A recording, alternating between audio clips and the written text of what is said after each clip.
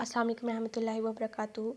So today we discuss the neurodevelopment disorder and the causes, the impacts and key factors, and what is neurodevelopment disorder is. So neurodevelopment disorder is primarily affect the development of brain and nerve system. यानी कि किस तरह ये हमारी brain and nerve system की development में affect होता है, जिसकी वजह से हमारे रोज़मर्रा के काम अफेक्ट होते हैं. इसके जो मरीज़ होते हैं तो अपनी डेली लाइफ एक्टिविटीज़ सही तरह से सर अंजाम नहीं दे सकते, जिस तरह के से नॉर्मल पीपल इसको सर अंजाम दे सकते हैं अपनी नॉर्मल डेली लाइफ एक्टिविटीज़ को. इसके जो कंडीशंस हैं ये अर्ली स्टेज पे, अर्ली चाइल्डहुड पे नज़र आना शुरू हो जाते हैं, स्पेसिफिकली बिफोर स्कूल एज. लेकिन क्योंकि हमारे यहाँ तालीम का फुकदान है और सिम्टम्स के बारे में इतनी नॉलेज नहीं है, जिसकी वजह से पेरेंट्स को बाद में पता चलता है. इसके जो इम्पैक्ट्स हैं वो कुछ लोगों के लाइफ लॉन्ग नज़र आते रहते हैं, यानी कि सारी ज़िंदगी नज़र आते रहते हैं. लेकिन कुछ लोगों के ठीक हो जाते हैं फॉर थेरेपी. ठीक है. सो इसकी जो चैलेंजेस हैं वो एकेडमिकल सक्सेस में इसके बहुत से चैलेंजेस देखने पाए जाते हैं, क्योंकि ये लोग दूसरे बच्चों से, नॉर्मल बच्चों से पीछे होते हैं. इनको याद जल्दी नहीं होता, ये समझ जल्दी नहीं पाते, इनको एक बात बहुत दफ़ा समझानी पड़ती है. और समटाइम्स ये दूसरे बच्चों से बहुत ज़्यादा थोड़ा कंज्यूम करते हैं. तो इस वजह से इनको जो एकेडमिकल सक्सेस बहुत मुश्किल से मिलती है, बल्कि मिलती ही नहीं है. इसको हर काम के लिए नीड और सपोर्ट की ज़रूरत रहती है. और इसका जो अफेक्ट है वो जॉब परफॉर्मेंस में भी इनको नज़र आता है. वहाँ पे भी ये अपने जो साथी एम्प्लॉयज़ हैं उनसे बहुत पीछे होते हैं. इनको वहाँ पे भी किसी न किसी की नीड की, किसी न किसी की हेल्प की, किसी न किसी की सपोर्ट की ज़रूरत रहती है. ये डेली लाइफ स्किल्स में और सोशल स्किल्स में बहुत पीछे होते हैं. ये अपनी डेली लाइफ भी चीज़ें भी बहुत सही तरीके से नहीं कर पा रहे होते, जिस तरह कि अपनी शर्ट के सही तरह से बटन बंद करना हो गया. और तो इस तरह से ये बहुत पीछे होते हैं. Personal growth leading to unique differences in behaviour and ability to compare to other children. इनकी जो पर्सनालिटी ग्रोथ है वो इतनी मुख्तलिफ होती है, इनका जो बिहेवियर है, इनकी जो अबिलिटीज़ हैं वो दूसरे बच्चों से बहुत ज़्यादा मुख्तलिफ होती हैं कि हम उनको कंपेयर कर सकें दूसरे बच्चों के साथ. So now we see the impacts. what is the impacts of neurodevelopment disorders. So first the cognitive ability, इनकी लर्निंग, इनकी थिंकिंग एंड प्रॉब्लम सॉल्विंग करने की पावर जो है वो किस तरह होती है. कम्युनिकेशन एंड लैंग्वेज और मोटर स्किल्स, इनका बिहेवियर एंड इनकी social skills. So first we see their cognitive ability, how they thinking and learning and problem solving powers are. इनकी जो थिंकिंग की पावर होती है ये ज़्यादा क्रिएटिव नहीं होते, बल्कि बिल्कुल भी क्रिएटिव नहीं होते. ये दूसरे बच्चों के साथ जैसे इमेजिनरी गेम्स खेल नहीं सकते. ये अपन जो प्रॉब्लम्स हैं उनको सॉल्व नहीं कर सकते, अपनी बेसिक प्रॉब्लम सॉल्व नहीं कर सकते. जिस तरह के मैंने आपसे पहले बताया कि अगर ये शर्ट के बटन बंद कर रहे हैं तो इनको पता नहीं चलेगा कि कौन सा बटन किस जगह बंद करना है. ये उल्टे सीधे बटन्स बंद कर देंगे. और इनकी लर्निंग पावर बहुत कम होती है. जिस तरह के नॉर्मल बच्चों को हम एक बात 2 या 3 दफ़ा समझाएं तो उनको समझ आ जाती है, लेकिन इनको बार बार बार बार बताना पड़ता है, जिसकी वजह से इनको बहुत ज़्यादा मुश्किल का सामना करना पड़ता है. Now we discuss the communication and language. तो कम्युनिकेशन एंड लैंग्वेज में क्या है कि इस तरह के जो बच्चे हैं वो किसी से कम्युनिकेट बहुत मुश्किलों से कर पाते हैं. वो क्या सोच रहे हैं, वो क्या चाह रहे हैं, व्हाट दे फील, वो एक्सप्रेस करना बहुत मुश्किल होता है उनके लिए.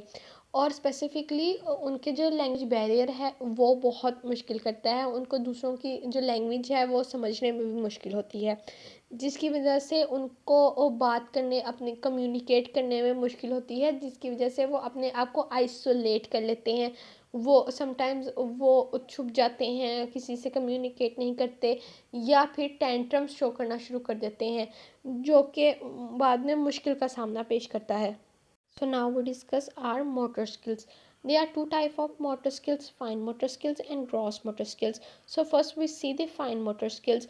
फाइन मोटर स्किल्स जो हम अपनी उंगलियों के यानी कि फाइन मोटर स्किल्स और फाइन मसल्स को इस्तेमाल करते हैं. इसमें हमारी उंगलियां आती हैं, जिसमें हम राइटिंग करना, कोई भी क्रिएटिव काम अपने हाथों से करना पाया जाता है, जो कि उसमें इनको मुश्किल आती है, यानी कि वो लिखना में मुश्किल आती है, वो लिख नहीं सकते, उनको समझ नहीं होती कि किस तरह से अपनी फिंगर्स को इस्तेमाल किया जा सके। और इस तरह से ग्रॉस मोटर स्किल्स होती है कि अपने जो बड़े मसल्स हैं यानी कि ग्रॉस मसल्स हैं उनको इस्तेमाल करना, उसमें जंपिंग आती है, वॉकिंग आती है। तो इस तरह से, क्योंकि ये डिसेबल नहीं होते, ये डिसऑर्डर होते हैं, इनको पता नहीं चलता कि किस तरह से अपनी जो इन मसल्स हैं इनको काम देना है, इनकी मूवमेंट करनी है।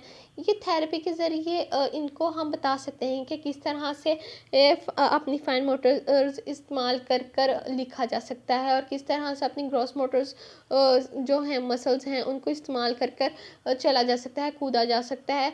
तो ये एक टाइम लेते हैं, एक पेशेंस का है ये। Now discuss behaviour and social skills. इसमें ये जो बच्चे हैं वो उनका जो बिहेवियर है दूसरे बच्चों से बहुत मुख्तलिफ होता है। वो उनको इस तरह से बच्चों के साथ खेल नहीं सकते, उनके साथ सोशलाइज नहीं कर सकते जिस तरह के नॉर्मल बच्चे दूसरों के साथ खेलते हैं या सोशलाइज करते हैं। वो या तो डिफेंसिव हो जाते हैं, एग्रेसिव हो जाते हैं, या अपने आप को हाइड कर लेते हैं, आइसोलेट कर लेते हैं। So now we discuss the key factors. जो इनके की फैक्टर्स हैं ये क्या टिपिकली अकर करता है डेवलपमेंट पीरियड में, यानी कि अर्ली चाइल्डहुड में नज़र आना शुरू कर देता है। ऑफन लाइफ लॉन्ग थॉट्स होते हैं। सिम्टम्स कैन चेंज और improve with therapy and sport. इनको स्पोर्ट की ज़रूरत रहती है सारी ज़िंदगी, और थेरेपी की वजह से जो इनके सिम्टम्स हैं वो ख़त्म होना शुरू हो जाते हैं और ये अपनी ज़िंदगी की बेहतरी की तरफ आते हैं। ठीक है, और ये can co-occur with autistic spectrum disorder या एडीएचडी और लर्निंग डिसऑर्डर्स के साथ भी पाए जाते हैं। ठीक है ना। So now we discuss the causes. इसके जो कॉजेज़ हैं वो जेनेटिकल फैक्टर्स, प्रीनेंटल रिस्क और पेरीनेंटल कॉम्प्लिकेशंस और इन्वायरमेंटल फैक्टर्स।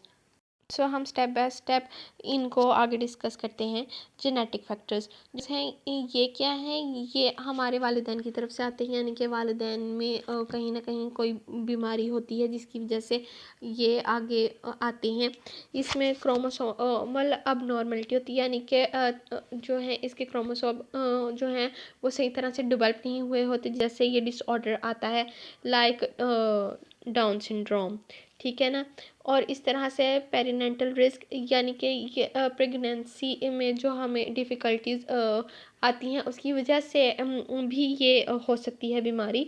ठीक है। और पेरिनेंटल कम जिसमें लो लो ब्लड प्रेशर या जो उसका वेट है बच्चे का वो कम होता है, या ऑक्सीजन सही तरह नहीं होती। तो ये जब डिलीवरी के दौरान में जितनी भी कॉम्प्लिकेशंस की वजह से भी हो सकती हैं। और इन्वायरमेंटल फैक्टर्स जो कि इन्फ्लुएंस करते हैं ड्यूरिंग अर्ली डेवलपमेंट, यानी कि जो हमारे माहौल है वो किस तरह का है। ड्यूरिंग प्रेगनेंसी अगर वालदा को डिप्रेशन है, एंजाइटी है या दबाव है किसी किस्म चीज़ का, तो वो भी इस पे नज़रअंदाज हो सकता है। So now we can see the common disorders के इस साथ और कौन से डिसऑर्डर्स हैं जो न्यूरो डेवलपमेंट डिसऑर्डर के अंदर ही आते हैं और इसके तरह के हो सकते हैं। वो इंटेलेक्चुअल डिसेबिलिटी है, वो भी न्यूरो डेवलपमेंट डिसऑर्डर की तरह होती है। ऑटिस्टिक स्पेक्ट्रम डिसऑर्डर है, attention deficient and hyper active disorder है, स्पेसिफिक लर्निंग डिसऑर्डर है, कम्युनिकेशन डिसऑर्डर है, चाइल्डहुड ऑनसेट फ्लुएंस डिसऑर्डर है, सोशल कम्युनिकेशन डिसऑर्डर है, मोटर डिसऑर्डर है, टिक डिसऑर्डर है। They are so many other disorders जो कि इसके साथ इसकी तरह कॉमन है। I hope this video is helpful for all of you, and so please subscribe and share this channel. Thank you.